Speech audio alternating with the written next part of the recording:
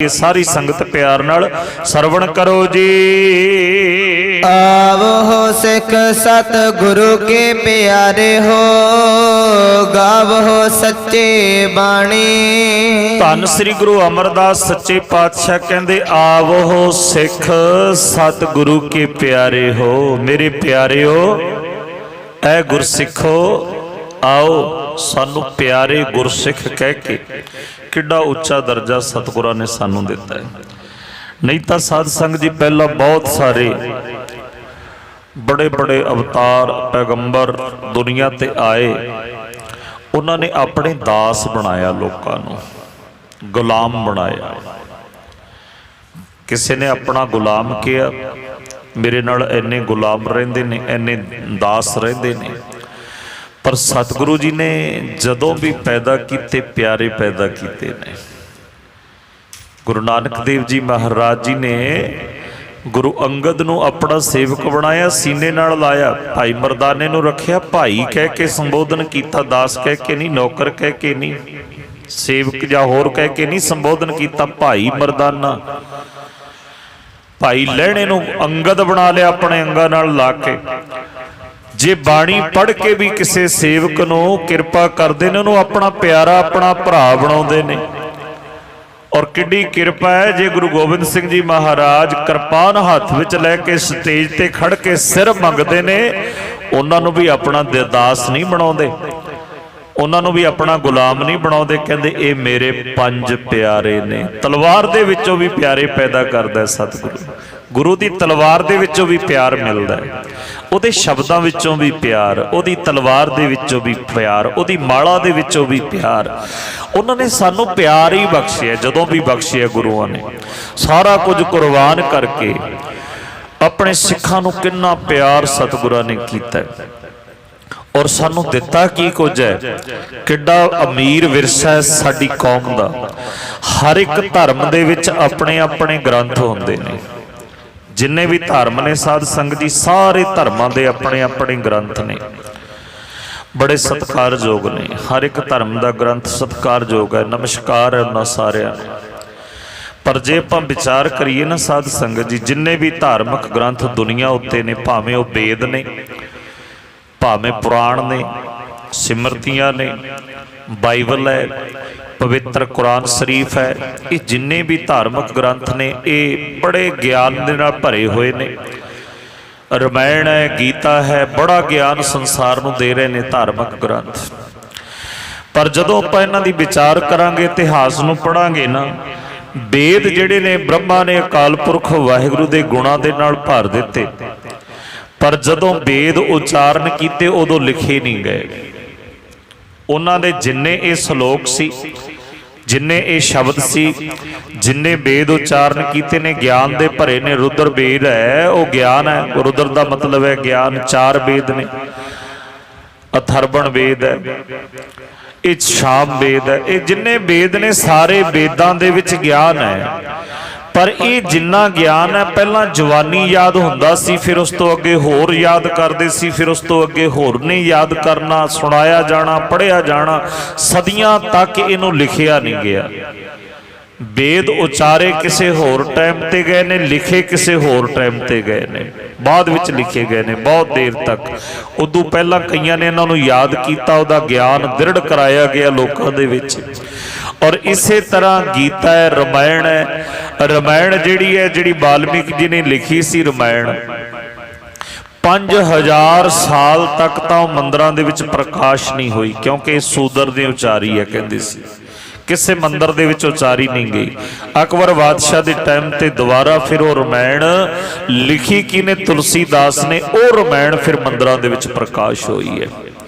नहीं तो उदों पहला ये सिर्फ पढ़ी जाती सी, लोगों ने अपने घरां दे विच पढ़नी याद की। और रामायण भी 5000 साल बाद दे विच प्रकाश हुई, वो भी लिखी दोबारा गई। लिखी किने? फिर तुलसीदास ने लिखी। जिहड़ी वाल्मीकि जी ने रामायण लिखी सी, वो किसी मंदिर दे विच 5000 साल तक प्रकाश नहीं हुई। क्यों नहीं हुई? क्योंकि सूदर ने उचारण की है। गीता दे पहला साध संगत जी 8000 श्लोक सी, अज 24000 श्लोक है शायद। ਜਿਹੜੇ ਭਗਵਾਨ ਕ੍ਰਿਸ਼ਨ ਨੇ ਮੈਦਾਨੇ ਜੰਗ ਦੇ ਵਿੱਚ ਉਚਾਰਨ ਕੀਤੇ ਸੀ, ਉੱਥੇ ਕਿਹਨੇ ਲਿਖੇ ਸੀ ਉਹ ਸ਼ਲੋਕ? ਕਿਸੇ ਨੇ ਨਹੀਂ ਲਿਖੇ। ਬਸ ਜਵਾਨੀ ਕਲਾਮੀ ਉਹ ਪੜ੍ਹਦੇ ਰਹੇ। ਉਦੋਂ ਬਾਅਦ ਉਹੀ ਸ਼ਲੋਕ 24,000 ਬਣ ਗਏ। ਉਦੋਂ ਬਾਅਦ ਕਿੰਨੇ ਸਾਲਾਂ ਬਾਅਦ ਜਾ ਕੇ ਉਹ ਲਿਖੇ ਗਏ ਨੇ ਸ਼ਲੋਕ। ਇਸੇ ਤਰ੍ਹਾਂ ਹੀ ਰਮਾਇਣ ਹੋਈ ਹੈ, ਵੇਦ ਹੋਏ ਨੇ। ਪਵਿੱਤਰ ਕੁਰਾਨ ਸ਼ਰੀਫ ਜਿਹੜੀ ਹਜ਼ਰਤ ਮੁਹੰਮਦ ਸਾਹਿਬ ਜੀ ਨੂੰ ਨਾਜ਼ ਉਹਨਾਂ ਨੂੰ ਪ੍ਰਾਪਤ ਹੋਈ, ਕਹਿੰਦੇ ਨੇ ਧੁਰ ਦਰਗਾਹੋਂ ਆਏ, ਉਹਨਾਂ ਦੇ ਕੋਲੇ ਉਹਦੀਆਂ ਆਇਤਾਂ ਆਪਾਂ ਸ਼ਬਦ ਕਹਿੰਦੇ ਆ, ਉਹ ਆਇਤਾਂ ਕਹਿੰਦੇ ਨੇ ਜ਼ਬਰਾਈਲ ਫਰਿਸ਼ਤਾ ਜਿਹੜਾ ਸੀ ਉਹਨਾਂ ਦੇ ਦੁਆਰਾ ਉਹਨਾਂ ਨੂੰ ਇਹ ਨਾਜ਼ਲ ਹੁੰਦੀ ਸੀ। ਔਰ ਉਹ ਵੀ ਉਸ ਟਾਈਮ ਜਵਾਨੀ ਕਲਾਮੀ ਯਾਦ ਕਰਾਈ ਜਾਂਦੀ ਸੀ। ਔਰ ਬਹੁਤ ਸਾਲਾਂ ਬਾਅਦ, ਅਨੇਕਾਂ ਕਈ ਸਾਲਾਂ ਤੋਂ ਬਾਅਦ ਜਿਹੜੇ ਜ਼ਬਰਾਈਲ ਸੀ ਉਹਨਾਂ ਨੇ ਫਿਰ ਇਹ ਕੁਰਾਨ ਸ਼ਰੀਫ ਪਵਿੱਤਰ ਪੋਥੀ ਲਿਖੀ ਹੈ। ਬੜੀ ਸਤਿਕਾਰਯੋਗ ਗ੍ਰੰਥ ਹੈ, ਗਿਆਨ ਨਾਲ ਭਰਿਆ, ਕਿਉਂਕਿ ਕੁਰਾਨ ਦਾ ਅਰਥ ਹੀ ਹੈ ਪੜ੍ਹਨ ਯੋਗ ਗ੍ਰੰਥ, ਯਾਦ ਕਰਨ ਯੋਗ ਗ੍ਰੰਥ, ਜਿਹਨੂੰ ਆਪਣੇ ਜੀਵਨ ਵਿੱਚ ਧਾਰਨ ਕਰੀਏ। ਉਸ ਟਾਈਮ ਇਹ ਗ੍ਰੰਥ ਲਿਖੇ ਗਏ। ਬਾਈਬਲ ਵੀ ਇਸੇ ਤਰ੍ਹਾਂ ਹੀ ਬਹੁਤ ਸਾਲਾਂ ਬਾਅਦ ਫਿਰ ਲਿਖੀ ਗਈ। ਉਚਾਰਨ ਪਹਿਲਾਂ ਹੋਈ, ਉਹਨਾਂ ਦੀਆਂ ਜਿਹੜੀਆਂ ਸਿੱਖਿਆ ਸੀ ਉਹ ਦਿੱਤੀਆਂ ਗਈਆਂ, ਬਾਅਦ ਦੇ ਵਿੱਚ ਉਹ ਲਿਖੀਆਂ ਗਈਆਂ। ਮਹਾਤਮਾ ਬੁੱਧ ਨੇ ਜਿਹੜੀਆਂ ਸਾਖੀਆਂ ਉਹਨਾਂ ਦੀਆਂ ਸਾਖੀਆਂ ਸੀ, ਜਿੰਨੀਆਂ ਉਹਨਾਂ ਨੇ ਸਿੱਖਿਆ ਦਿੱਤੀਆਂ ਆਪਣੇ ਸੇਵਕਾਂ ਨੂੰ, ਉਦੋਂ ਸਿੱਖਿਆ ਦਿੰਦੇ ਰਹੇ। ਪਰ 6 ਮਹੀਨੇ ਬਾਅਦ ਇੱਕ ਕੌਂਸਲ ਬਣੀ ਮਹਾਤਮਾ ਬੁੱਧ ਦੇ ਜੋ ਸੱਚਖੰਡ ਜਾਣ ਤੋਂ ਬਾਅਦ, ਚੜ੍ਹਾਈ ਕਰਨ ਤੋਂ ਬਾਅਦ ਫਿਰ ਇੱਕ ਕੌਂਸਲ ਬਣੀ। ਉਸ ਕੌਂਸਲ ਨੇ ਵਿਚਾਰ ਕੀਤੀ ਕਿ ਮਹਾਤਮਾ ਬੁੱਧ ਦੀਆਂ ਜਿੰਨੀਆਂ ਸਿੱਖਿਆਵਾਂ ਉਹਨਾਂ ਨੇ ਆਪਣੇ ਚੇਲਿਆਂ ਨੂੰ ਦਿੱਤੀਆਂ ਨੇ, ਉਹ ਆਪਾਂ ਕਲਮਬੰਦ ਕਰੀਏ। ਫਿਰ ਉਦੋਂ ਬਾਅਦ ਵਿਚਾਰਾਂ ਹੁੰਦੀਆਂ ਰਹੀਆਂ। 450 ਸਾਲਾਂ ਬਾਅਦ ਉਹ ਕਿਤਾਬ ਵੀ ਲਿਖੀ ਗਈ ਜਿੰਨੀਆਂ ਸਿੱਖਿਆਵਾਂ ਮਹਾਤਮਾ ਬੁੱਧ ਨੇ ਦਿੱਤੀਆਂ। ਭਾਵ ਉਦੋਂ ਬਾਅਦ ਵਿੱਚ ਉਹ ਲਿਖੀਆਂ ਗਈਆਂ, ਪਹਿਲਾਂ ਯਾਦ ਕੀਤੀਆਂ, ਜਵਾਨੀ ਕਲਾਮੀ। ਔਰ ਸਿਆਣੇ ਕਹਿੰਦੇ ਨੇ ਇੱਕ ਗੱਲ ਜਿਹੜੀ ਅਸੀਂ ਇੱਥੇ ਕਹਿ ਦਿੱਤੀ, ਉਹ ਜਾਂਦਿਆਂ 10 ਬੰਦਿਆਂ ਦੇ ਵਿੱਚ, ਜਦੋਂ 20 ਬੰਦਿਆਂ ਦੇ ਵਿੱਚ ਵਿਚਰਨੀ ਹੈ ਨਾ, ਉਹਦਾ ਰੂਪ ਰੰਗ ਬਦਲ ਜਾਣਾ, ਉਹਦੇ ਅਰਥ ਬਦਲ ਜਾਣੇ ਨੇ, ਉਹਦਾ ਉਚਾਰਨ ਬਦਲ ਜਾਣਾ। ਇੱਕ ਗੱਲ ਜਿਹੜੀ ਆਪਾਂ ਕਹਿ ਦਈਏ, ਹੁਣ ਆਪਾਂ ਕਿਸੇ ਨੂੰ ਕਹਿ ਦਿੰਦੇ ਆ ਕਿ ਰੋਕ ਨਾ ਜਾਣ ਦੇ, ਇੱਥੇ ਆਪਾਂ ਨੇ ਇਹ ਗੱਲ ਆਖ ਦਿੱਤੀ। ਹੁਣ ਦੂਸਰੇ ਨੇ ਨੂੰ ਲਗਾਤਾਰ ਪੜ੍ਹਨਾ, ਆਪਾਂ ਤਾਂ ਰੋਕ ਨਾ ਕਹਿ ਕੇ ਰੁਕ ਗਏ ਨਾ, ਤੇ ਰੋਕ ਨਾ ਜਾਣ ਦੇ। ਦੂਸਰੇ ਨੇ ਕਹਿਣਾ ਰੋਕ ਨਾ ਜਾਣ ਦੇ, ਉਹਨੇ ਹੋਰ ਕਹਿ ਦੇਣਾ। ਔਰ ਉਸ ਤੋਂ ਅਗਲੇ ਨੇ ਕਹਿਣਾ ਰੋਕ ਨਾ ਜਾਣ ਦੇ। ਅੱਡ ਅੱਡ ਅਰਥ ਹਰ ਇੱਕ ਜਗ੍ਹਾ ਤੇ, ਜਿੰਨੀ ਜਗ੍ਹਾ ਤੇ ਇਹਨੇ ਸ਼ਬਦ ਨੇ ਜਾਣਾ ਹੈ ਉਨੀ ਜਗ੍ਹਾ ਤੇ ਇਹਦੇ ਅਰਥ ਬਦਲੀ ਜਾਣੇ ਨੇ। ਰੋਕ ਨਾ ਜਾਣ ਦੇ, ਰੋਕ ਇਹਨੂੰ ਜਾਣ ਨਾ ਦੇ, ਇੱਥੇ ਇਹਦਾ ਅਰਥ ਇਹ ਹੋ ਗਿਆ। ਇੱਕ ਹੋ ਜਾਂਦਾ ਅਰਥ ਰੋਕ ਨਾ, ਜੇ ਨਾ ਦੇ ਉੱਤੇ ਅਸੀਂ ਵਿਸਰਾਮ ਦਿੱਤਾ ਰੁਕ ਗਏ। ਜਾਣ ਦੇ, ਉੱਥੇ ਕਹਿਣਾ ਜਾਣ ਦੇ, ਇਹਨੂੰ ਰੋਕ ਨਾ। ਅਲੱਗ-ਅਲੱਗ ਅਰਥ ਹੋ ਜਾਂਦੇ ਨੇ ਜਿੰਨੇ ਬੰਦਿਆਂ ਦੇ ਵਿੱਚੋਂ ਵਿਚਰਨਾ। ਪਰ ਧੰਨ ਸ੍ਰੀ ਗੁਰੂ ਗ੍ਰੰਥ ਸਾਹਿਬ ਜੀ ਮਹਾਰਾਜ ਜੀ ਦੀ ਬਾਣੀ ਨੂੰ ਸੱਚੀ ਬਾਣੀ ਕਿਉਂ ਆਖਿਆ ਜਾਂਦਾ ਹੈ? ਕਿਉਂਕਿ ਇਹਦਾ ਇੱਕ ਇੱਕ ਅੱਖਰ ਧੰਨ ਸ੍ਰੀ ਗੁਰੂ ਅਰਜਨ ਦੇਵ ਜੀ ਮਹਾਰਾਜ ਜੀ ਨੇ ਆਪ ਲਿਖਾਇਆ ਕੋਲ ਬੈਠ ਕੇ। ਪਹਿਲਾਂ ਇਹ ਬਾਣੀ ਗੁਰੂ ਨਾਨਕ ਪਾਤਸ਼ਾਹ ਨੇ ਜਿੰਨੇ ਸ਼ਲੋਕ ਉਚਾਰਨ ਕੀਤੇ ਨੇ, ਜਿੰਨੇ ਸ਼ਬਦ ਉਚਾਰਨ ਕੀਤੇ ਨੇ, ਸਤਿਗੁਰੂ ਜੀ ਨੇ ਆਪ ਲਿਖੇ। ਉਹ ਕਿਤਾਬ, ਉਹ ਪੋਥੀ ਸਤਿਗੁਰੂ ਜੀ ਦੇ ਕੋਲੇ, ਭਾਵੇਂ ਦੁਨੀਆ ਦੇ ਇਤਿਹਾਸ ਨੂੰ ਕਿਤਾਬ ਕਹਿੰਦੇ ਨੇ, ਕਿਉਂਕਿ ਭਾਈ ਸਾਹਿਬ ਭਾਈ ਗੁਰਦਾਸ ਜੀ ਨੇ ਵੀ ਲਿਖਿਆ ਆਸਾ ਹੱਥ ਕਿਤਾਬ ਕੱਛ। ਜਦੋਂ ਗੁਰੂ ਨਾਨਕ ਪਾਤਸ਼ਾਹ ਮੱਕੇ ਦੇ ਵਿੱਚ ਗਏ ਨੇ, ਕੱਛ ਦੇ ਵਿੱਚ ਕਿਤਾਬ ਲਈ ਹੋਈ ਹੈ। ਆਸਾ ਹੱਥ ਦੇ ਵਿੱਚ ਮੱਕੇ ਜਾਣ ਦੀ ਜਿਹੜੀ ਕਿਰਿਆ ਉਹ ਕੀਤੀ ਹੈ। ਉਹ ਪੋਥੀ ਸਤਿਗੁਰੂ ਜੀ ਦੇ ਕੋਲ ਸੀ। ਔਰ ਉਹ ਪੋਥੀ ਜਦੋਂ ਧੰਨ ਸ੍ਰੀ ਗੁਰੂ ਨਾਨਕ ਦੇਵ ਜੀ ਮਹਾਰਾਜ ਜੀ ਨੇ ਭਾਈ ਲਹਿਣੇ ਨੂੰ ਗੁਰੂ ਅੰਗਦ ਬਣਾਇਆ, ਉਹਨਾਂ ਨੇ ਉਹ ਲਿਖੇ ਹੋਏ ਸ਼ਬਦ, ਉਹ ਪੋਥੀ ਭਾਈ ਲਹਿਣੇ ਨੂੰ ਗੁਰੂ ਅੰਗਦ ਬਣਾਉਣ ਸਮੇਂ ਉਹਨਾਂ ਨੂੰ ਦਿੱਤੀ। ਔਰ ਉਸ ਟਾਈਮ ਬਹੁਤ ਸਾਰੇ ਸਿੱਖਾਂ ਨੇ, ਭਾਈ ਸਿੰਘੇ ਵਰਗਿਆਂ ਨੇ, ਭਾਈ ਮਨਸੁਖ ਨੇ ਬਹੁਤ ਸਾਰੇ ਸ਼ਬਦ ਲਿਖੇ ਸਤਿਗੁਰਾਂ ਦੀ ਨਿਗਰਾਨੀ ਦੇ ਵਿੱਚ। ਇਹ ਨਹੀਂ ਕਿ ਉਹਨਾਂ ਤੋਂ 5000 ਜਾਂ 6000 ਸਾਲ ਜਾਂ ਉਹਨਾਂ ਤੋਂ ਬਾਅਦ ਲਿਖੇ ਹੋਣ। ਉਸ ਤੋਂ ਬਾਅਦ ਗੁਰੂ ਅੰਗਦ ਦੇਵ ਜੀ ਮਹਾਰਾਜ ਨੇ ਉਹੀ ਪੋਥੀ, ਉਹਦੇ ਵਿੱਚ ਹੋਰ ਸ਼ਬਦ ਲਿਖ ਕੇ ਉਹਨਾਂ ਨੇ ਆਪਣੀ ਬਾਣੀ ਉਚਾਰ ਕੇ ਆਪਣੀ ਨਿਗਰਾਨੀ ਦੇ ਵਿੱਚ ਆਪ ਲਿਖ ਕੇ, ਬਲਕਿ ਉਹਨਾਂ ਨੇ ਤਾਂ ਲਿਪੀ ਵੀ ਬਣਾਈ ਗੁਰੂ ਅੰਗਦ ਦੇਵ ਜੀ ਨੇ। ਫਿਰ ਉਹ ਪੋਥੀ ਗੁਰੂ ਅਮਰਦਾਸ ਪਾਤਸ਼ਾਹ ਨੂੰ ਦਿੱਤੀ। ਗੁਰੂ ਅਮਰਦਾਸ ਪਾਤਸ਼ਾਹ ਤੋਂ ਗੁਰੂ ਰਾਮਦਾਸ ਕੋਲ, ਗੁਰੂ ਰਾਮਦਾਸ ਪਾਤਸ਼ਾਹ ਨੇ ਲਿਖਾਈ, ਆਪ ਬਾਣੀ ਲਿਖੀ, ਤੇ ਗੁਰੂ ਅਰਜਨ ਦੇਵ ਜੀ ਮਹਾਰਾਜ ਕੋਲ। ਗੁਰੂ ਅਰਜਨ ਦੇਵ ਜੀ ਮਹਾਰਾਜ ਨੇ ਫਿਰ ਆਪਣੀ ਨਿਗਰਾਨੀ ਦੇ ਵਿੱਚ ਇੱਕ ਗ੍ਰੰਥ ਤਿਆਰ ਕੀਤਾ, ਸ੍ਰੀ ਗੁਰੂ ਗ੍ਰੰਥ ਸਾਹਿਬ ਜੀ ਮਹਾਰਾਜ ਜੀ ਨੂੰ। ਭਾਵੇਂ ਉਸ ਟਾਈਮ ਗੁਰਗੱਦੀ ਨਹੀਂ, ਪਰ ਉਹਨੂੰ ਨਿਰੰਕਾਰ ਦਾ ਰੂਪ ਜਾਣ ਕੇ ਸਤਿਗੁਰਾਂ ਨੇ ਆਪ ਕੋਲ ਬੈਠ ਕੇ ਭਾਈ ਗੁਰਦਾਸ ਜੀ ਦੇ ਕੋਲੋਂ ਲਿਖਵਾਈ, ਭਗਤਾਂ ਦੇ ਕੋਲੋਂ ਕੋਲੋਂ ਬਾਣੀ ਇਕੱਠੀ ਕੀਤੀ। ਭਾਈ ਗੁਰਦਾਸ ਜੀ ਲਿਖਦੇ ਰਹੇ, ਆਪ ਜਿਲਤ ਬਣਾ ਕੇ ਆਪ ਸਤਿਗੁਰੂ ਜੀ ਨੇ ਪ੍ਰਕਾਸ਼ ਕੀਤਾ। ਉਸ ਬਾਣੀ ਦੇ ਵਿੱਚ ਸਤਿਗੁਰੂ ਗੁਰੂ ਤੇਗ ਬਹਾਦਰ ਸਾਹਿਬ ਜੀ ਮਹਾਰਾਜ ਜੀ ਦੀ ਬਾਣੀ ਨਹੀਂ ਸੀ ਲਿਖੀ ਹੋਈ। ਫਿਰ 10ਵੇਂ ਜਾਮੇ ਦੇ ਵਿੱਚ ਗੁਰੂ ਗੋਬਿੰਦ ਸਿੰਘ ਜੀ ਮਹਾਰਾਜ ਜੀ ਨੇ ਆਪ ਬਾਣੀ ਉਚਾਰਨ ਕੀਤੀ। 1430 ਪੰਨੇ ਪੂਰੀ ਬਾਣੀ ਇੱਕ ਇੱਕ ਅੱਖਰ ਸਤਿਗੁਰੂ ਜੀ ਨੇ ਲਿਖਿਆ।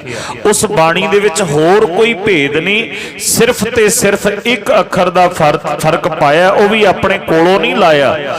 ਜਿੱਥੇ ਤਾਂ ਕਰਤਾਰਪੁਰ ਵਾਲੀ ਬੀੜ ਜਿਹੜੀ ਧੰਨ ਸ੍ਰੀ ਗੁਰੂ ਅਰਜਨ ਦੇਵ ਜੀ ਮਹਾਰਾਜ ਨੇ ਲਿਖਾਈ ਸੀ, ਉਹਦੇ ਵਿੱਚ ਸ਼ਬਦ ਆਉਂਦਾ, ਕਹੋ ਕਬੀਰ ਜਨ ਭਏ ਖਲਾਸੇ।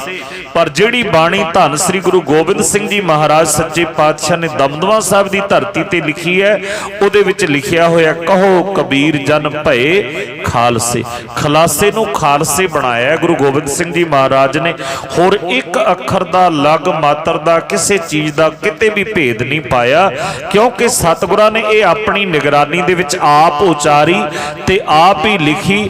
ਇਸ ਕਰਕੇ ਹੋਰ ਜਿਹੜੇ ਗ੍ਰੰਥ ਹੁੰਦੇ ਨੇ, ਜਿਹੜੇ ਬਾਅਦ ਵਿੱਚ ਲਿਖੇ ਜਾਂਦੇ ਨੇ, ਹੋ ਸਕਦਾ ਉਹਦੇ ਵਿੱਚ ਰਲਾਵਟ ਹੋ ਜਾਏ, ਉਹਦੇ ਵਿੱਚ ਸ਼ਬਦ ਜ਼ਿਆਦਾ ਹੋ ਜਾਣ, ਸ਼ਲੋਕ ਜ਼ਿਆਦਾ ਹੋ ਜਾਣ, ਪਰ ਇਹਦੇ ਵਿੱਚ ਜਿੰਨੀਆਂ ਮਾਤਰਾ ਗੁਰੂ ਸਾਹਿਬਾਂ ਨੇ ਆਪ ਲਿਖਾਈਆਂ ਨੇ, ਉਹ ਲਿਖੀਆਂ ਹੋਈਆਂ ਨੇ ਗੁਰੂ ਦੀ ਨਿਗਰਾਨੀ ਦੇ ਵਿੱਚ, ਗੁਰੂ ਦੀ ਉਚਾਰਨ ਕੀਤੀ ਹੋਈ ਬਾਣੀ। ਇਸ ਲਈ ਇਹਨੂੰ ਸੱਚੀ ਬਾਣੀ ਆਖਿਆ ਜਾਂਦਾ ਹੈ, ਕਿਉਂਕਿ ਇਹਦੇ ਵਿੱਚ ਹੋਰ ਕਿਸੇ ਦੀ ਵੱਲੋਂ ਰਲਾਵਟ ਨਹੀਂ ਕੀਤੀ ਹੋਈ। ਔਰ ਸਤਿਗੁਰੂ ਜੀ ਕਹਿੰਦੇ ਨੇ, ਹੇ ਮੇਰੇ ਪਿਆਰੇ ਸਿੱਖੋ ਆਓ, ਆਵੋ ਸਿੱਖ ਸਤਿਗੁਰੂ ਕੇ ਪਿਆਰੇ ਹੋ। ਆਪਾਂ ਮਿਲ ਕੇ ਬੈਠੀਏ ਗੁਰੂ ਦੀ ਗੋਦ ਵਿੱਚ, ਔਰ ਕਰੀਏ ਕੀ ਬੈਠ ਕੇ? ਅਸੀਂ ਮਿਲ ਕੇ ਕਰਨਾ ਕੀ ਹੈ? ਸਤਿਗੁਰੂ ਜੀ ਕਹਿੰਦੇ, ਗਾਵੋ ਸੱਚੀ ਬਾਣੀ, ਬਾਣੀ ਨੂੰ ਗਾਓ। ਔਰ ਇੱਕ ਗੱਲ ਹੋਰ ਸਤਿਗੁਰੂ ਜੀ ਨੇ ਇੱਥੇ ਕਹੀ ਹੈ ਕਿ ਇਹਨੂੰ ਇਹ ਨਹੀਂ ਕਿ ਬਸ ਪੜ੍ਹ ਦਿਓ, ਜਲਦੀ ਜਲਦੀ ਪੜ੍ਹਨ ਦੀ ਕੋਸ਼ਿਸ਼ ਕਰੋ, ਨਹੀਂ। ਸਤਿਗੁਰੂ ਕਹਿੰਦੇ ਉਹਨੂੰ ਗਾ ਕੇ ਪੜ੍ਹੋ, ਆਨੰਦ ਦੇ ਵਿੱਚ ਆ ਕੇ, ਪਿਆਰ ਦੇ ਵਿੱਚ, ਕਿਉਂਕਿ ਇਹ ਆਨੰਦ ਦੇ ਗੀਤ ਨੇ। ਹੁਣ ਆਨੰਦ ਦੇ, ਖੁਸ਼ੀ ਦੇ ਗੀਤਾਂ ਨੂੰ ਅਸੀਂ ਗਾ ਕੇ ਪੜਾਂਗੇ ਤਾਂ ਜ਼ਿਆਦਾ ਚੰਗਾ ਲੱਗਦਾ। ਔਰ ਸਤਿਗੁਰੂ ਜੀ ਕਹਿੰਦੇ ਬਾਣੀ ਨੂੰ ਗਾਓ। ਗੁਰਦੇਵ ਪਿਤਾ ਕਹਿ ਰਹੇ ਨੇ, ਆਵੋ ਸਿੱਖ ਸਤਿਗੁਰੂ ਕੇ ਪਿਆਰਿਓ, ਆਓ ਮੇਰੇ ਕੋਲ ਮੇਰੇ ਪਿਆਰਿਓ ਗੁਰਸਿੱਖੋ। ਕੀ ਕਰੀਏ? ਗਾਵੋ ਸੱਚੀ ਬਾਣੀ, ਸੱਚੀ ਬਾਣੀ ਗੌੜਾ ਕਰੋ। ਗਾਵੋ ਤਾਂ ਬਾਣੀ ਤਾਂ ਗਾਵੋ ਗੁਰੂ ਕੇਰੇ, ਬਾਣੀਆਂ ਸਿਰ ਬਾਣੀ। ਸਤਿਗੁਰੂ ਜੀ ਕਹਿੰਦੇ ਬਾਣੀ ਤਾਂ ਗਾਵੋ, ਕੱਚੇ ਪਿੱਲਿਆਂ ਦੀ ਨਹੀਂ, ਕਿਉਂਕਿ ਅੱਜ ਕੱਲ ਵੀ ਬਹੁਤ ਸਾਰੇ ਕੱਚੇ ਪਿੱਲੇ ਗ੍ਰੰਥ ਸਜੀ ਜਾਂਦੇ ਨੇ, ਰਚੀ ਜਾਂਦੇ ਨੇ। ਸਤਿਗੁਰ ਕੀ ਰੀਸੈ ਕੱਚ ਪਿੱਚ ਬੋਲਦੇ, ਗੁਰੂ ਗ੍ਰੰਥ ਸਾਹਿਬ ਜੀ ਮਹਾਰਾਜ ਜੀ ਦੀ ਬਾਣੀ ਦੇ ਵਿੱਚ ਦਰਜ ਹੈ। ਉਸ ਟਾਈਮ ਵੀ ਕੱਚਿਆਂ ਪਿੱਲਿਆਂ ਨੇ ਬਾਣੀ ਉਚਾਰਨ ਕੀਤੀ ਸੀ ਗੁਰੂ ਦੀ ਰੀਸ ਕਰਕੇ। ਅਸੀਂ ਵੀ ਲਿਖਾਂਗੇ ਬਾਣੀ, ਉਹ ਵੀ ਗੁਰੂ ਦੀ ਰੀਸ ਕਰਕੇ। ਹੁਣ ਇੱਕ ਤਾਂ ਗੁਰੂ ਦੀ ਉਚਾਰਨ ਕੀਤੀ ਹੋਈ ਬਾਣੀ ਹੋਵੇ, ਇੱਕ ਤਾਂ ਕਿਸੇ ਚੰਗੇ ਅਫਸਰ ਦੇ ਕਾਗਜ਼ ਦੇ ਉੱਤੇ ਸਾਈਨ ਹੋਏ ਹੋਣ, ਉਹਦੀ ਕੀਮਤ ਹੁੰਦੀ ਹੈ। ਹੁਣ ਹਰ ਇੱਕ ਬੰਦਾ ਸਾਈਨ ਕਰਕੇ ਦੇ ਦੇਵੇ, ਉਹਨਾਂ ਦੀ ਕੋਈ ਕੀਮਤ ਥੋੜੀ ਹੈ, ਕਾਗਜ਼ ਹੀ ਖਰਾਬ ਕਰਨੇ ਨੇ, ਹੋਰ ਤਾਂ ਕੁਝ ਨਹੀਂ। ਇੱਕ ਕਿਸੇ ਅਫਸਰ ਦੇ ਕੋਲ ਇੱਕੋ ਨਾਂ ਦੇ ਦੋ ਬੰਦੇ ਇੱਕ ਥਾਂ ਤੇ ਰਹਿੰਦੇ ਨੇ, ਮਕਾਨ ਵੀ ਬੜੇ ਸੋਹਣੇ ਦੋਨਾਂ ਨੇ ਬਣਾਏ ਨੇ, ਬਲਕਿ ਜਿਹੜਾ ਅਫਸਰ ਨਹੀਂ ਸੀ ਉਹਨੇ ਮਕਾਨ ਜ਼ਿਆਦਾ ਵੱਡਾ ਬਣਾਇਆ। ਠੇਕੇਦਾਰ ਹੈ ਇੱਕ ਬਹੁਤ ਵੱਡਾ ਅਫਸਰ ਹੈ, ਉਹਦਾ ਵੀ ਮਕਾਨ ਉੱਥੇ ਹੀ ਹੈ ਤੇ ਠੇਕੇਦਾਰ ਦਾ ਮਕਾਨ ਵੀ ਉੱਥੇ ਹੀ ਹੈ। ਮਕਾਨ ਬੜੇ ਸੋਹਣੇ ਬਣੇ ਨੇ, ਠੇਕੇਦਾਰ ਦਾ ਮਕਾਨ ਉਸ ਤੋਂ ਵੀ ਉੱਚਾ ਹੈ। ਇੱਕ ਸਰਕਾਰੀ ਅਫਸਰ ਹੈ, ਨਾਮ ਦੋਨਾਂ ਦੇ ਇੱਕ ਨੇ, ਰਾਮ ਸਿੰਘ ਦੋਨਾਂ ਦਾ ਨਾਮ ਹੈ, ਆਪਾਂ ਕਲਪਤ ਨਾਮ ਵੀ ਲੈ ਲਈਏ। ਹੁਣ ਇੱਕ ਬੰਦਾ ਆਇਆ, ਉਹਨੇ ਪੁੱਛਿਆ ਵੀ ਆਹ ਘਰ ਕਿਹਦੇ ਨੇ? ਦੋਨੇ ਘਰ ਰਾਮ ਸਿੰਘ ਦੇ ਨੇ, ਉਹ ਵੀ ਰਾਮ ਸਿੰਘ ਤੇ ਉਹ ਵੀ ਰਾਮ ਸਿੰਘ। ਮਕਾਨ ਵੀ ਬੜੇ ਸੋਹਣੇ ਬਣੇ ਹੋਏ ਨੇ, ਮਾਇਆ ਵੀ ਦੋਨਾਂ ਕੋਲੇ ਵਾਧੂ ਹੈ। ਪਹਿਲੇ ਦਾ ਬੂਹਾ ਖੜਕਾਇਆ, ਜੀ ਤੁਹਾਡਾ ਨਾਂ ਰਾਮ ਸਿੰਘ ਆ? ਉਹਨੇ ਕਿਹਾ ਹਾਂ ਮੇਰਾ ਨਾਂ ਰਾਮ ਸਿੰਘ ਹੈ, ਮੈਂ ਸਾਈਨ ਕਰਾਉਣ ਵਾਸਤੇ ਆਇਆ। ਉਹਨੇ ਕਾਗਜ਼ ਦੇ ਉੱਤੇ ਸਾਈਨ ਕਰ ਦਿੱਤੇ। ਜਦੋਂ ਉਹ ਕਾਗਜ਼ ਲੈ ਕੇ ਗਿਆ ਦੂਸਰੇ ਬੰਦੇ ਕੋਲ ਜਿੱਥੇ ਲੋੜ ਸੀ, ਉਹ ਕਹਿੰਦੇ ਇਹ ਸਾਈਨ ਨਹੀਂ ਚੱਲਦੇ, ਇਹ ਜਾਲੀ ਸਾਈਨ ਨੇ, ਇਹ ਅਫਸਰ ਦੇ ਸਾਈਨ ਨਹੀਂ। ਕਹਿੰਦੇ ਜੀ ਜਿਹਨੇ ਸਾਈਨ ਕੀਤੇ ਨੇ ਉਹਦਾ ਨਾਮ ਵੀ ਰਾਮ ਸਿੰਘ ਸੀ? ਕਹਿੰਦਾ ਹੋਏਗਾ ਰਾਮ ਸਿੰਘ। ਕਹਿੰਦੇ ਜੀ ਉਹਦਾ ਵੀ ਬਹੁਤ ਸੋਹਣਾ ਮਕਾਨ ਸੀ? ਕਹਿੰਦਾ ਹੋਏਗਾ ਉਹਦਾ ਮਕਾਨ ਬਹੁਤ ਸੋਹਣਾ। ਉਹਦੇ ਕੋਲੇ ਵੀ ਬੜੀ ਮਾਇਆ? ਕਹਿੰਦੇ ਹੋਏਗੀ ਉਹਦੇ ਕੋਲੇ ਮਾਇਆ ਬਹੁਤ, ਪਰ ਉਹਦੇ ਕੋਲ ਪਾਵਰ ਨਹੀਂ, ਉਹਨੇ ਕੁਝ ਕਮਾਇਆ ਨਹੀਂ। ਤੂੰ ਦੂਸਰੇ ਰਾਮ ਸਿੰਘ ਕੋਲ ਜਾ। ਉਹਦੇ ਕੋਲ ਗਏ, ਉਹਨੂੰ ਪੁੱਛਿਆ ਜੀ ਤੁਹਾਡਾ ਨਾਂ ਰਾਮ ਸਿੰਘ ਹੈ, ਤੁਸੀਂ ਫਲਾਣੇ ਅਫਸਰ ਹੋ? ਕਹਿੰਦੇ ਹਾਂ, ਇਹਦੇ ਤੇ ਸਾਈਨ ਕਰ ਦਿਓ। ਉਹਦੇ ਸਾਈਨ ਲਿਖੇ ਹੋਏ ਉਹ ਕਾਗਜ਼ ਲੈ ਕੇ ਗਏ, ਉਹ ਹਰ ਸਰਕਾਰੀ ਦਰਬਾਰੇ ਉਹਦਾ ਮਾਣ ਮਿਲਦਾ। ਸਤਿਕਾਰ ਹੁੰਦਾ। ਨਾਮ ਤਾਂ ਦੋਨਾਂ ਦਾ, ਹੁਣ ਕੋਈ ਕਹੇ ਕਿ ਨਾਮ ਤਾਂ ਦੋਨਾਂ ਦਾ ਹੀ ਰਾਮ ਸਿੰਘ ਹੈ, ਫਿਰ ਸੈਨ ਉਹਦੇ ਕਿਉਂ ਨਹੀਂ ਚੱਲੇ? ਇੱਕ ਦੇ ਸੈਨਾਂ ਦੇ ਨਾਲ ਕਾਗਜ਼ ਖਰਾਬ ਹੋਏ ਨੇ, ਟਾਈਮ ਬਰਬਾਦ ਹੋਇਆ। ਇੱਕ ਦੇ ਸੈਨ ਕਰਨ ਦੇ ਨਾਲ ਸਾਰਿਆਂ ਨੇ ਸਾਰੇ ਕੰਮ ਨਾਲੋਂ ਨਾਲ ਕਰ ਦਿੱਤੇ, ਕਿਉਂਕਿ ਉਹਨੇ ਉਹਦੇ ਲਿਖੇ ਹੋਏ ਅੱਖਰਾਂ ਦੇ ਵਿੱਚ ਦਮ ਹੈ। ਉਹਨੇ ਇੱਕ ਇੱਕ ਅੱਖਰ ਨੂੰ ਕਮਾਇਆ, ਚੰਗੇ ਸਕੂਲ ਦੇ ਵਿੱਚ ਪੜ੍ਹ ਕੇ, ਚੰਗੇ ਉਸਤਾਦਾਂ ਦੇ ਕੋਲੋਂ ਡਿਗਰੀਆਂ ਲੈ ਕੇ, ਇਸ ਸਰਕਾਰੀ ਦਰਬਾਰੇ ਉਹਦਾ ਮਾਣ ਪ੍ਰਾਪਤ ਹੈ। ਉਹਨੂੰ ਇਹ ਕਲਮ ਦੇ ਵਿੱਚ ਤਾਕਤ ਬਖਸ਼ੀ ਗਈ ਹੈ ਕਿ ਜਿਹਦੇ ਉੱਤੇ ਸੈਨ ਕਰ ਦੇਗਾ ਉਹ ਕਾਗਜ਼ ਦੀ ਕੀਮਤ ਪੈ ਜਾਣੀ ਹੈ, ਉਹਦਾ ਮੁੱਲ ਪੈ ਜਾਣਾ ਹੈ ਤੇਰੇ ਸੈਨਾਂ ਦੇ ਨਾਲ। ਔਰ ਇਸੇ ਤਰ੍ਹਾਂ ਗੁਰੂ ਦੀ ਬਾਣੀ ਹੈ, ਇੱਕ ਕੱਚੇ ਪਿੱਲਿਆਂ ਦੀ ਬਾਣੀ ਹੈ। ਕੱਚੇ ਪਿੱਲੇ ਅੱਜ ਵੀ ਬਹੁਤ ਸਾਰੇ ਗ੍ਰੰਥ ਲਿਖਦੇ ਨੇ, ਉਦੋਂ ਵੀ ਲਿਖਦੇ ਸੀ। ਸਤਿਗੁਰੂ ਜੀ ਨੇ ਗੁਰੂ ਗ੍ਰੰਥ ਸਾਹਿਬ ਦੇ ਵਿੱਚ ਬਚਨ ਕੀਤਾ ਹੈ, ਸਤਿਗੁਰ ਕੀ ਰੀਸ ਹੈ ਕੱਚ ਪਿੱਚ ਬੋਲਦੇ। ਹੁਣ ਕੱਚ ਪਿੱਚ ਬੋਲੀ ਜਾਣ, ਉਹਦੀ ਕਦਰ ਥੋੜੀ ਪੈਣੀ ਹੈ। ਦਰਗਾਹ ਦੇ ਵਿੱਚ ਤਾਂ ਸੱਚੀ ਬਾਣੀ ਸੁਣੀ ਜਾਂਦੀ ਹੈ, ਗੁਰੂ ਦੀ ਬਾਣੀ। ਸਤਿਗੁਰੂ ਜੀ ਕਹਿੰਦੇ ਬਾਣੀ ਤਾਂ ਗਾਵੋ, ਕੱਚਿਆਂ ਪਿੱਲਿਆਂ ਦੀ ਨਹੀਂ। ਕਿਤੇ ਹਰੇਕ ਰਾਮ ਸਿੰਘ ਤੋਂ ਸੈਨ ਨਾ ਕਰਾਇਓ, ਉਹਦੇ ਸੈਨ ਕਰਾਇਓ ਜਿਹੜਾ ਅਫਸਰ ਹੈ। ਉਸ ਗੁਰੂ ਦੀ ਬਾਣੀ ਗਾਓ ਜਿਹਨੂੰ ਗੁਰੂ ਨੇ ਆਪ, ਅਕਾਲ ਪੁਰਖ ਵਾਹਿਗੁਰੂ ਨੇ ਗੁਰ ਥਾਪਿਆ, ਗੁਰੂ ਥਾਪਿਆ ਹੋਇਆ। ਸਤਿਗੁਰੂ ਜੀ ਕਹਿੰਦੇ ਬਾਣੀ ਤਾਂ ਗਾਵੋ, ਕਿਹਦੀ? ਗੁਰੂ ਕੇਰੀ, ਗੁਰੂ ਦੀ ਬਾਣੀ ਗਾਓ, ਕੱਚਿਆਂ ਪਿੱਲਿਆਂ ਦੀ ਨਹੀਂ। ਬਾਣੀ ਤਾਂ ਗਾਵੋ ਗੁਰੂ ਕੇਰੀ, ਬਾਣੀਆਂ ਸਿਰ ਬਾਣੀ, ਉਹ ਬਾਣੀਆਂ ਸਿਰ ਬਾਣੀਆਂ। ਉਸ ਬਾਣੀ ਨੂੰ, ਉਹਦੇ ਇੱਕ ਇੱਕ ਸ਼ਬਦ ਨੂੰ ਇੰਨਾ ਮਾਣ ਹੈ ਕਿ ਇੱਕ ਅੱਖਰ ਵੀ ਪੜ੍ਹ ਦੋ, ਨਰਕਾਂ ਦੇ ਕੁੰਡ ਖਾਲੀ ਹੋ ਜਾਂਦੇ ਨੇ। 2 ਅੱਖਰ ਲਿਖੇ ਸੀ, ਰਾਮ ਦਾ ਨਾਮ ਲਿਖਿਆ ਸੀ ਰਾਜੇ ਜਨਕ ਨੇ, ਨਰਕਾਂ ਦੇ ਕੁੰਡ ਖਾਲੀ ਕਰ ਦਿੱਤੇ। ਧਰਮ ਰਾਜਾ ਸਿੰਘਾਸਨ ਛੱਡ ਕੇ ਖੜਾ ਹੋ ਗਿਆ ਸੀ। ਕਿੱਡੀ ਕਿਰਪਾ ਹੈ। ਜਿਨ੍ਹਾਂ ਨੇ ਸ਼ਬਦ ਕਮਾਏ ਨੇ, ਜਿਨ੍ਹਾਂ ਨੇ ਤਤੀਆਂ ਤਵੀਆਂ ਤੇ ਬੈਠ ਕੇ ਵੀ ਕਿਹਾ ਤੇਰਾ ਕੀਆ ਮੀਠਾ ਲੱਗੈ, ਜਿਹਨੇ ਸਾਰਾ ਕੁਝ ਸਰਵੰਸ ਕੁਰਬਾਨ ਕਰਕੇ ਵੀ ਕਹਿ ਦਿੱਤਾ ਸਭ ਸਿੱਖਣ ਕੋ ਹੁਕਮ ਹੈ ਗੁਰੂ ਮਾਨਿਓ ਗ੍ਰੰਥ, ਤਾਂ ਇਹਨੂੰ ਇਹ ਪਾਵਰ ਮਿਲੀ ਹੈ ਸੱਚੀ ਬਾਣੀ ਦੀ। ਸਤਿਗੁਰੂ ਜੀ ਕਹਿੰਦੇ ਬਾਣੀ ਗਾਓ, ਬਾਣੀ ਤਾਂ ਗਾਵੋ ਗੁਰੂ ਕੇਰੀ, ਕਿਹੜੀ? ਬਾਣੀਆਂ ਸਿਰ ਬਾਣੀ, ਜਿਹੜੀ ਬਾਣੀਆਂ ਦੇ ਸਰਮੌਰ, ਸਾਰਿਆਂ ਤੋਂ ਉੱਚੀ, ਸਭ ਤੋਂ ਵੱਧ ਮਾਣ ਗੁਰੂ ਗ੍ਰੰਥ ਸਾਹਿਬ ਜੀ ਮਹਾਰਾਜ ਨੂੰ। ਸਾਰੇ ਧਾਰਮਿਕ ਗ੍ਰੰਥ ਸਤਿਕਾਰਯੋਗ ਨੇ, ਪੜ੍ਹੇ ਜਾਂਦੇ ਨੇ, ਕਿਸੇ ਦੀ ਨਿੰਦਿਆ ਨਹੀਂ, ਪਰ ਜੋ ਸਨਮਾਨ, ਜੋ ਸਤਿਕਾਰ ਸ੍ਰੀ ਗੁਰੂ ਗ੍ਰੰਥ ਸਾਹਿਬ ਜੀ ਮਹਾਰਾਜ ਜੀ ਦਾ ਉਹ ਕਿਸੇ ਹੋਰ ਗ੍ਰੰਥ ਦਾ ਨਹੀਂ। ਸਾਰੇ ਗ੍ਰੰਥ ਸਤਿਕਾਰਯੋਗ ਨੇ। ਜਿੰਨਾ ਮਾਣ ਸਤਿਕਾਰ ਸ੍ਰੀ ਗੁਰੂ ਗ੍ਰੰਥ ਸਾਹਿਬ ਜੀ ਮਹਾਰਾਜ ਜੀ ਦਾ ਇੰਨਾ ਕਿਸੇ ਦਾ ਨਹੀਂ। ਕਿਉਂ? ਕਿਉਂਕਿ ਇਹ ਸੱਚੀ ਬਾਣੀ ਹੈ। ਸਤਿਗੁਰੂ ਜੀ ਕਹਿੰਦੇ ਬਾਣੀਆਂ ਸਿਰ ਬਾਣੀ, ਸਿਰਮੌਰ ਬਾਣੀ ਹੈ ਮੇਰੇ ਸਤਿਗੁਰੂ ਜੀ। ਗੁਰੂ ਅਮਰਦਾਸ ਪਾਤਸ਼ਾਹ ਕਿਰਪਾ ਕਰਦੇ ਹਨ, ਜਿਨ ਕਾ ਨਦਰ ਕਰਮ ਹੋਵੇ ਹਿਰਦੈ ਤਿਨਾ ਸਮਾਣੀ। ਸਤਿਗੁਰੂ ਜੀ ਕਹਿੰਦੇ ਬਾਣੀ ਪੜ੍ਹਦਾ ਹਰ ਕੋਈ ਹੈ। ਕਿਸੇ ਦੀ ਜ਼ੁਬਾਨ ਤੇ ਬਾਣੀ ਵੱਸ ਸਕਦੀ ਹੈ, ਕਿਸੇ ਦੇ ਦਿਮਾਗ ਵਿੱਚ ਵੀ ਬਾਣੀ ਵੱਸ ਸਕਦੀ ਹੈ। ਪੜ੍ਹਦੇ ਵੀ ਆਪਾਂ ਸਾਰੇ ਹਾਂ, ਪਰ ਹਰ ਇੱਕ ਦੇ ਹਿਰਦੇ ਵਿੱਚ ਬਾਣੀ ਨਹੀਂ ਵੱਸਦੀ। ਪੜ੍ਹਦੇ ਹਾਂ ਅਸੀਂ ਸਾਰੇ, ਅਸੀਂ ਤੁਸੀਂ ਸਾਰੇ ਪੜ੍ਹਦੇ ਹਾਂ, ਪਤਾ ਨਹੀਂ ਕਿੰਨੇ ਕੁ ਲੋਕ ਹੋਰ ਵੀ ਪੜ੍ਹਦੇ ਹੋਣੇ ਨੇ। ਸਤਿਗੁਰੂ ਜੀ ਕਹਿੰਦੇ ਸਾਰੇ ਪੜ੍ਹਦੇ ਨੇ, ਪਰ ਕਿਸੇ ਦੇ ਹਿਰਦੇ ਵਿੱਚ ਨਹੀਂ ਸਮਾਉਂਦੀ। ਹਿਰਦੇ ਵਿੱਚ ਕਿਹਨਾਂ ਦੇ ਸਮਾਉਂਦੀ ਹੈ? ਜਿਨ੍ਹਾਂ ਦੇ ਉੱਤੇ ਗੁਰੂ ਦੀ ਕਿਰਪਾ ਹੋ ਜਾਏ, ਉਹਦੀ ਮਿਹਰ ਭਰੀ ਨਜ਼ਰ ਹੋ ਜਾਏ। ਪਪੜਿਆ ਨਾ 12 ਮਾਹ ਦੇ ਵਿੱਚ ਕਿ ਜਿਨ ਕੋ ਨਾਦਰ ਕਰੇ, ਜਿਨ੍ਹਾਂ ਦੇ ਉੱਤੇ ਉਹ ਨਜ਼ਰ ਕਰ ਦੇਵੇ। ਔਰ ਇੱਥੇ ਵੀ ਸਤਿਗੁਰੂ ਜੀ ਉਹੀ ਬਚਨ ਕਰ ਰਹੇ ਨੇ, ਜਿਨ ਕੋ ਨਾਦਰ ਕਰਮ ਹੋਵੇ, ਜਿਹਦੇ ਉੱਤੇ ਉਹਦੀ ਨਜ਼ਰੇ ਕਰਮ ਹੋ ਜਾਏ, ਜਿਹਦੇ ਉੱਤੇ ਉਹਦੀ ਕਿਰਪਾ ਹੋ ਜਾਏ, ਜਿਹਦੇ ਉੱਤੇ ਉਹਦੀ ਰਹਿਮਤ ਹੋ ਜਾਏ, ਬਾਣੀ ਉਹਦੇ ਹਿਰਦੇ ਵਿੱਚ ਵਸਦੀ ਹੈ। ਜ਼ੁਬਾਨ ਤੇ ਹਰ ਇੱਕ ਦੇ ਵਸ ਜਾਏਗੀ, ਜਿਹੜਾ ਮਰਜ਼ੀ ਪੜ੍ਹ ਸਕਦਾ, ਹਰ ਇੱਕ ਪੜ੍ਹਦਾ, ਸਾਰੇ ਪੜ੍ਹੀ ਜਾਂਦੇ ਨੇ। ਔਰ ਸਾਰੇ ਪੜ੍ਹ ਕੇ ਮਨ 'ਚ ਵੀ ਸਾਰਿਆਂ ਦੇ ਬਾਣੀ ਵੱਸ ਸਕਦੀ ਹੈ। ਮਨ ਵਿੱਚ ਸ਼ਬਦ ਗੂੰਜਦੇ ਨੇ, ਆਪਾਂ ਤੁਰੇ ਫਿਰਦੇ ਗਾਉਂਦੇ ਹਾਂ, ਪਰ ਸਤਿਗੁਰੂ ਜੀ ਕਹਿੰਦੇ ਹਿਰਦੇ ਵਿੱਚ ਕਿਹਨਾਂ ਦੇ ਸਮਾਉਂਦੀ ਹੈ? ਜਿਨ ਕੋ ਨਦਰ ਕਰਮ ਹੋਵੇ, ਜਿਨ੍ਹਾਂ ਦੇ ਉੱਤੇ ਵਾਹਿਗੁਰੂ ਦੀ ਨਜ਼ਰੇ ਕਰਮ ਹੋ ਜਾਏ, ਉਹਨਾਂ ਦੇ ਇਹ ਬਾਣੀ ਹਿਰਦਾ ਤਿੰਨਾ ਸਮਾਣੀ, ਉਹਨਾਂ ਦੇ ਹਿਰਦੇ ਵਿੱਚ ਸਮਾ ਜਾਂਦੀ ਹੈ। ਉਹ ਬਾਣੀ ਦਾ ਰੂਪ ਹੋ ਜਾਂਦੇ ਨੇ, ਉਹਨੂੰ ਕੋਈ ਟੁਕੜੇ ਟੁਕੜੇ ਕਰਦੇ ਗੁਰਬਾਣੀ ਤੋਂ ਕੋਈ ਅਲੱਗ ਨਹੀਂ ਕਰ ਸਕਦਾ। ਉਹਨਾਂ ਦੀਆਂ ਕੋਈ ਰੰਮੀਆਂ ਦੇ ਨਾਲ ਖੋਪਰੀਆਂ ਉਤਾਰਦੇ ਉਹਨਾਂ ਨੂੰ ਬਾਣੀ ਤੋਂ ਕੋਈ ਅਲੱਗ ਨਹੀਂ ਕਰ ਸਕਦਾ। ਉਹਨਾਂ ਦਾ ਕੋਈ ਬੰਦ ਕੱਟ ਦੇਵੇ ਜਿਨ੍ਹਾਂ ਦੇ ਹਿਰਦੇ ਵਿੱਚ ਬਾਣੀ ਬਸ ਗਈ, ਉਹਨਾਂ ਨੂੰ ਕੋਈ ਬਾਣੀ ਤੋਂ ਅਲੱਗ ਨਹੀਂ ਕਰ ਸਕਦਾ। ਉਹਨਾਂ ਨੂੰ ਜਿੰਦਾ ਕੋਈ ਅੱਗ ਵਿੱਚ ਵੀ ਸਾੜ ਦੇਵੇ ਨਾ ਰੂਹ ਬੰਨ ਕੇ, ਉਹ ਗੁਰਬਾਣੀ ਤੋਂ ਅਲੱਗ ਨਹੀਂ ਹੁੰਦੇ, ਗੁਰਬਾਣੀ ਦਾ ਰੂਪ ਹੋ ਜਾਂਦੇ ਨੇ ਜਿਨ੍ਹਾਂ ਦੇ ਹਿਰਦੇ ਵਿੱਚ ਬਾਣੀ ਬਸ ਗਈ। ਪਰ ਬਾਣੀ ਹਿਰਦੇ ਵਿੱਚ ਹਰ ਇੱਕ ਦੇ ਨਹੀਂ ਵਸਦੀ, ਉਹਨਾਂ ਦੇ ਵਸਦੀ ਹੈ ਜਿਨ ਕਉ ਨਦਰ ਕਰਮ ਹੋਵੇ, ਜਿਨ੍ਹਾਂ ਦੇ ਉੱਤੇ ਨਦਰੇ ਕਰਮ, ਉਹਦੀ ਕਿਰਪਾ, ਨਦਰੇ ਕਰਮ ਕਹਿਣ ਮੈਨੇ ਕਿਰਪਾ, ਉਹਦੀ ਬਖਸ਼ਿਸ਼ ਹੋ ਜਾਏ, ਉਹਨਾਂ ਦੇ ਹਿਰਦੇ ਵਿੱਚ ਬਾਣੀ ਸਮਾ ਜਾਂਦੀ ਹੈ। ਪੀਵਹੁ ਅੰਮ੍ਰਿਤ ਸਦਾ ਰਹੋ ਹਰ ਰੰਗ, ਜਪਿਓ ਸਾਰੰਗ ਪਾਨੇ। ਸਤਿਗੁਰੂ ਜੀ ਕਹਿੰਦੇ ਇਹ ਅੰਮ੍ਰਿਤ ਹੈ ਬਾਣੀ। ਆਪਾਂ ਕਥਾ ਨੂੰ ਵੀ ਅੰਮ੍ਰਿਤ ਕਹਿ ਦਿੰਦੇ ਆ। ਗੁਰੂ ਦਾ ਇੱਕ ਇੱਕ ਬਚਨ, ਇੱਕ ਇੱਕ ਅੱਖਰ ਅੰਮ੍ਰਿਤ ਹੈ।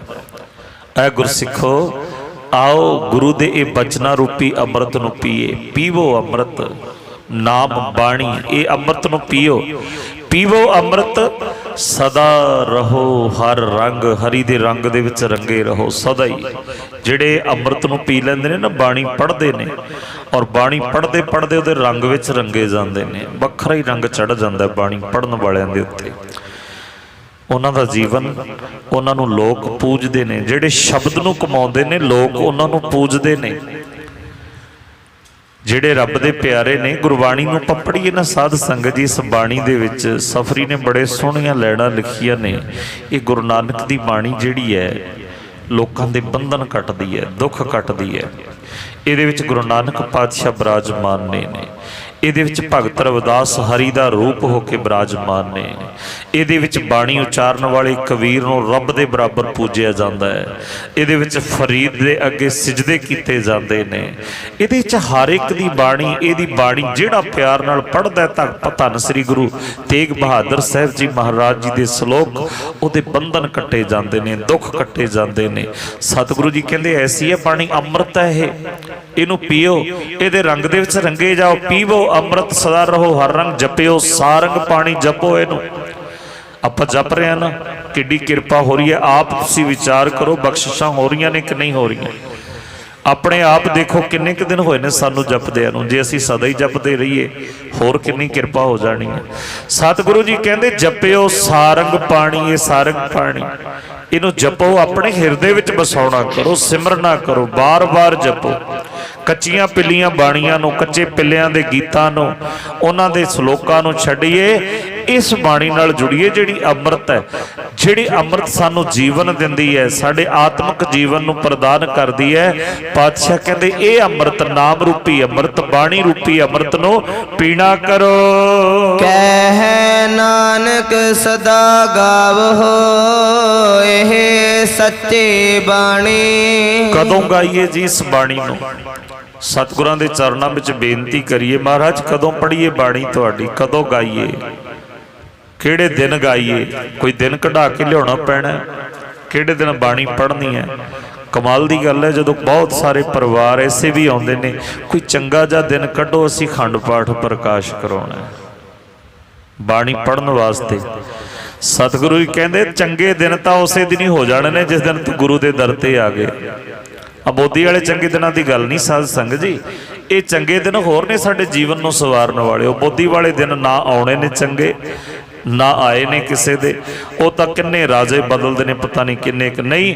ਇੱਥੇ ਤਾਂ ਜਿਹੜਾ ਇੱਕ ਵਾਰੀ ਆਖ ਦਿੰਦਾ ਨਾ ਸਤਨਾਮ ਸ੍ਰੀ ਵਾਹਿਗੁਰੂ, ਜੀਵਨ ਬਦਲ ਜਾਂਦਾ ਇੱਕ ਪਲ ਦੇ ਵਿੱਚ, ਇੱਕ ਘੜੀ ਦੇ ਵਿੱਚ। ਸਤਿਗੁਰੂ ਜੀ ਕਹਿੰਦੇ ਸਦਾ ਹੀ ਗਾਓ, ਪਤਾ ਨਹੀਂ ਉਹ ਕਿਹੜੀ ਘੜੀ ਹੈ, ਤੇਰਾ ਇੱਕ ਵਾਰੀ ਵਾਹਿਗੁਰੂ ਕਿਹਾ ਹੋਇਆ ਉਹਦੇ ਦਰ ਤੇ ਪ੍ਰਵਾਨ ਹੋ ਜਾਏ, ਉਹਨੂੰ ਭਾ ਜਾਏ ਮੇਰੇ ਵਾਹਿਗੁਰੂ ਨੂੰ। ਸਤਿਗੁਰੂ ਜੀ ਕਹਿੰਦੇ ਜਿਸ ਦਿਨ ਤੂੰ ਇੱਕ ਛਿਣ ਵਾਸਤੇ ਵੀ, ਘੰਟਿਆਂ ਬਾਅਦ ਦੀ ਗੱਲ ਨਹੀਂ ਕੀਤੀ ਕਿ ਇੰਨੇ ਘੰਟੇ ਜਪੇਗਾ ਤਾਂ ਉਹਦੇ ਦਰ ਤੇ ਪ੍ਰਵਾਨ ਹੋਏਗਾ। ਸਤਿਗੁਰੂ ਗੁਰੂ ਗੋਬਿੰਦ ਸਿੰਘ ਜੀ ਮਹਾਰਾਜ ਨੂੰ ਪੁੱਛੋ, ਸੱਚੇ ਪਾਤਸ਼ਾਹ ਕਹਿੰਦੇ ਏਕ ਚਿੱਤ ਜੇ ਇੱਕ ਛਿਣ ਧਿਆਇਓ, ਇੱਕ ਛਿਣ ਵਾਸਤੇ ਵੀ ਧਿਆ ਲਿਆ। ਜਿਹੜਾ ਕਈ ਘੰਟੇ ਹੈ ਅਸੀਂ ਪੜ੍ਹਦੇ ਹਾਂ, ਵਾਹਿਗੁਰੂ ਵਾਹਿਗੁਰੂ ਕਰਦੇ ਹਾਂ, ਇਹ ਅਭਿਆਸ ਹੈ ਕਿ ਉਹ ਜਿਹੜਾ ਇੱਕ ਛਿਣ ਹੈ ਉਹ ਕਦੋਂ ਆ ਜਾਏ। ਘੰਟਿਆਂ ਦੇ ਪ੍ਰਤੀ ਜਪਦੇ ਆ, ਜਿਹੜਾ ਇੱਕ ਵਾਰੀ ਸਤਿਗੁਰੂ ਜੀ ਨੇ ਕਿਹਾ ਜਪ ਲਓ, ਉਹ ਇੱਕ ਵਾਰੀ ਜਪਿਆ ਜਾਵੇ। ਇਹ ਅਭਿਆਸ ਕਰ ਰਹੇ ਹਾਂ। ਜਿਵੇਂ ਬੱਚਾ ਪੜ੍ਹਦਾ ਹੈ, ABC ਤੋਂ ਸ਼ੁਰੂ ਹੁੰਦਾ ਹੈ, ਉਹ ਕਿੰਨੀਆਂ ਡਿਗਰੀਆਂ ਹਾਸਲ ਕਰਨ ਵਾਸਤੇ ਪੜ੍ਹਦਾ ਨਾ, ਬਾਰ-ਬਾਰ 24-24 ਘੰਟੇ 20-20 ਘੰਟੇ ਪੜ੍ਹਦਾ। ਉਹਦੀਆਂ ਟਿਊਸ਼ਨਾਂ ਵੀ ਰਖਾਉਂਦੇ ਆ ਤਾਂ ਕਿ ਇਹਨੂੰ ਉਹ ਡਿਗਰੀ ਮਿਲ ਜਾਏ, ਉਹ ਸਮਾਂ, ਉਹ ਸੈਨ ਮਿਲ ਜਾਣ। ਔਰ ਉਹੀ ਸੈਨਾਂ ਦੀ ਪ੍ਰਾਪਤੀ ਵਾਸਤੇ ਅਸੀਂ ਬਾਰ-ਬਾਰ ਕਈ ਘੰਟੇ ਗੁਰਮੁਖ ਪਿਆਰਿਆਂ ਨੇ ਸਾਨੂੰ ਕਿਹਾ ਜਪੋ। ਸੰਤ ਮਹਾਂਪੁਰਖ ਜਪਦੇ ਰਹੇ ਨੇ ਕਿੰਨੇ ਚੌਂਕੜੇ ਮਾਰ ਕੇ, ਕਿ ਇੱਕ ਵਾਰੀ ਤਾਂ ਕਿਹਾ ਜਾਏਗਾ ਨਾ ਇੰਨੇ ਵਾਰ ਦੇ ਵਿੱਚ, ਜਦੋਂ ਅਸੀਂ ਬਾਰ-ਬਾਰ ਜਪਾਂਗੇ। ਏਕ ਚਿੱਤ ਜੇ ਇੱਕ ਛਿਨ ਧਿਆਇਓ, ਜਿਸ ਦਿਨ ਕਿਹਾ ਗਿਆ ਫਿਰ ਜਮਾਂ ਦੀ ਫਾਹੀ ਵੀ ਕੱਟੀ ਜਾਣੀ ਹੈ। ਆਮ ਦੁੱਖਾਂ ਦੀ ਤਾਂ ਗੱਲ ਹੀ ਕੁਝ ਨਹੀਂ। ਜਿਹੜੇ ਦੁੱਖਾਂ ਨੂੰ ਕੱਟਣ ਵਾਸਤੇ ਆਪਾਂ ਅਰਦਾਸਾਂ ਕਰਦੇ ਆ ਤਾਂ ਕੁਝ ਵੀ ਨਹੀਂ, ਇਹ ਤਾਂ ਮਾਮੂਲੀ ਚੀਜ਼ਾਂ ਨੇ। ਇਹ ਤਾਂ ਇੱਕ ਵਾਰੀ ਦਰ ਤੇ ਆਉਣ ਨਾਲ ਹੀ ਕੱਟੇ ਜਾਣੇ ਨੇ। ਜਿਹੜਾ ਆਪਾਂ ਲਗਾਤਾਰ 40 ਦਿਨ ਹੋ ਗਏ ਜਪਦਿਆਂ ਨੂੰ, ਕਿਉਂ ਨਹੀਂ ਕੱਟੇ ਜਾਣਗੇ? ਕਿਉਂਕਿ ਇੱਥੇ ਤਾਂ ਸਤਿਗੁਰੂ ਜੀ ਨੇ ਅਖੀਰਲੀ ਪੌੜੀ ਵਿੱਚ ਕਿਹਾ ਨਾ, ਦੁੱਖ ਰੋਗ ਸੰਤਾਪ ਉਤਰੇ ਕਾਹਦੇ ਨਾਲ?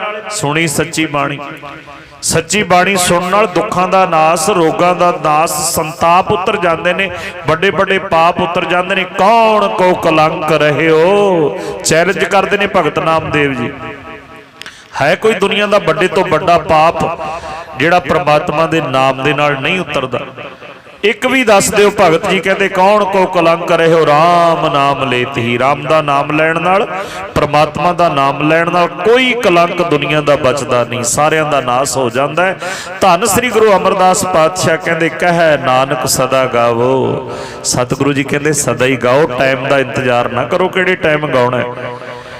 ਉਹ ਇਹ ਨਾ ਸੋਚੋ ਕਿ ਫਲਾਣਾ ਦਿਨ ਫਲਾਣੇ ਕੋਲੋਂ ਜਾ ਕੇ ਕਢਾ ਲਈਏ ਫਿਰ ਅਸੀਂ ਜਪਾਂਗੇ। ਜਦੋਂ ਸਮਾਂ ਮਿਲੇ, ਇਹ ਸਮਾਂ ਸਾਨੂੰ ਪ੍ਰਮਾਤਮਾ ਨੇ ਮਨੁੱਖਾ ਜਨਮ ਦਿੱਤਾ ਹੈ, ਇੱਕ ਦਮ ਵੀ ਬਿਰਥਾ ਨਾ ਚਲਾ ਜਾਏ, ਇੱਕ ਸਵਾਸ ਵੀ ਬਿਰਥਾ ਨਾ ਚਲਾ ਜਾਏ। ਦਮ ਦਮ ਸਦਾ ਸੰਭਾਲਦਾ। ਇਹ ਪਤਾ ਨਹੀਂ ਕਿਹਨੇ ਗੱਲਾਂ ਬਣਾ ਦਿੱਤੀਆਂ ਕਿ ਸਾਨੂੰ ਜੀ 2.5 ਘੰਟੇ ਬਾਣੀ ਪੜ੍ਹਨੀ ਚਾਹੀਦੀ ਹੈ ਤਾਂ ਕਿ ਅਸੀਂ ਸਾਡਾ ਜ਼ਿੰਦਗੀ ਦੇ ਵਿੱਚੋਂ, ਸਮੇਂ ਦੇ ਵਿੱਚੋਂ ਦਸਵੰਧ ਨਹੀਂ। ਸਤਿਗੁਰੂ ਜੀ ਨੇ 2.5 ਘੰਟਿਆਂ ਦੀ ਗੱਲ ਹੀ ਨਹੀਂ ਕੀਤੀ। ਸਤਿਗੁਰੂ ਜੀ ਕਹਿੰਦੇ ਇੱਕ ਪਲ ਵੀ ਤੇਰਾ ਬਿਰਥਾ ਨਹੀਂ ਜਾਣਾ ਚਾਹੀਦਾ, ਇੱਕ ਦਮ ਵੀ ਬਿਰਥਾ ਨਹੀਂ ਜਾਣਾ ਚਾਹੀਦਾ। ਇਹ ਤਾਂ ਅਸੀਂ ਬਣਾ ਲਿਆ ਜੀ 2.5 ਘੰਟੇ ਜਪੀਏ ਰੋਜ਼। 2.5 ਘੰਟੇ ਨਹੀਂ, ਹਰ ਸਮੇਂ। ਉਹ ਤਾਂ ਸਤਿਗੁਰੂ ਤਾਂ ਕਹਿੰਦੇ ਬਹਿੰਦਿਆਂ ਉੱਠਦਿਆਂ ਤੁਰਦਿਆਂ ਫਿਰਦਿਆਂ ਜਪੋ।